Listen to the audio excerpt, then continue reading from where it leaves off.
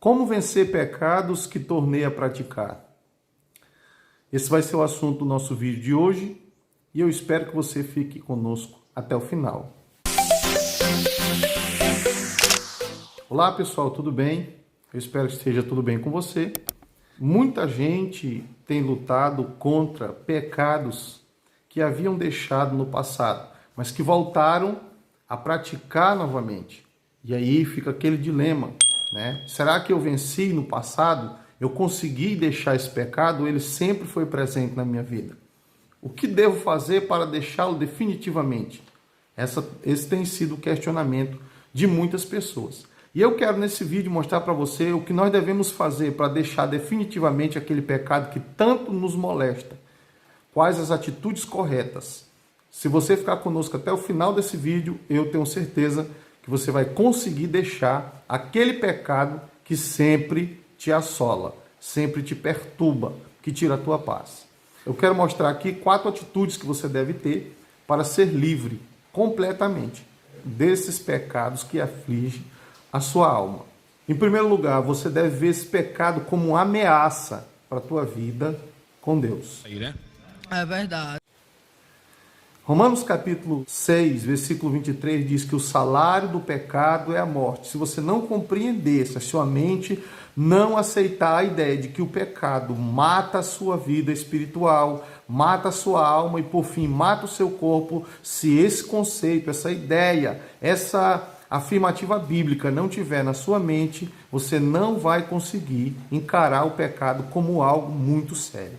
Então você precisa ver o pecado como de fato ele é, os danos que ele traz para a nossa alma. Se você conseguir ver o pecado dessa forma, com certeza isso será de suma importância para você iniciar essa trajetória para vencer esse pecado. Então veja o pecado como de fato ele é, e você vai sair dessas prisões que têm paralisado a sua caminhada com Deus.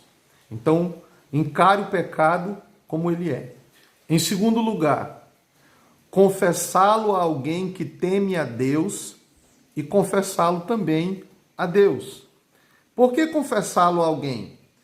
Tiago disse assim na sua carta: confessai os vossos pecados uns para os outros e orai uns pelos outros para que sareis. Tiago capítulo 5, versículo 16. O que isso quer dizer? Tiago está falando de pecados que causou doenças, que causou prisões, cadeias na sua vida.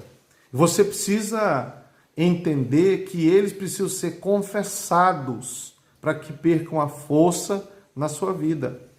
E quando você abre a sua boca e confessa, você vai ver que o ato de confissão ele é abordado em muitas cartas, tanto de Paulo como de Pedro, de Tiago, de João, esse ato de confessar. Porque na confissão nós nos fortalecemos e na confissão nós enfraquecemos o pecado.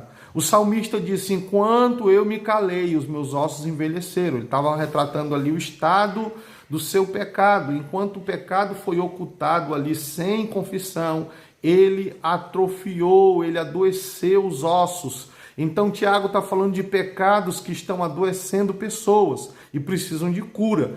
Então, na medida que você confessa esse pecado a alguém, claro, alguém que teme a Deus, você também não vai sair confessando aí seu pecado para todo mundo, daqui a pouco seu pecado está passando no Jornal Nacional. Não é bem isso que deve ser feito. Procure alguém que você tem confiança e aí abra o seu coração e confesse esse pecado. João diz o seguinte na sua primeira carta: se confessarmos o nosso pecado para ele, ele é fiel e justo para nos perdoar e nos purificar de toda injustiça. Quando você abre a boca e confessa seu pecado a Deus, com certeza ele perdoa os teus pecados e purifica você. Em terceiro lugar, nós devemos nos humilhar diante de Deus, pedindo perdão pelos pecados que têm sido presentes na nossa vida. 2 Crônicas 7,14 diz assim: se o meu povo que se chama pelo meu nome se humilhar, orar, se arrepender dos seus maus caminhos, confessar, eu ouvirei do céu, sararei a sua terra, perdoarei os seus pecados. Você vê que o sarar continua presente nos textos bíblicos, porque pecados causam doenças na alma, pecados causam prisões, e é necessário que as pessoas sarem para poder, de fato, viver uma vida livre desses pecados.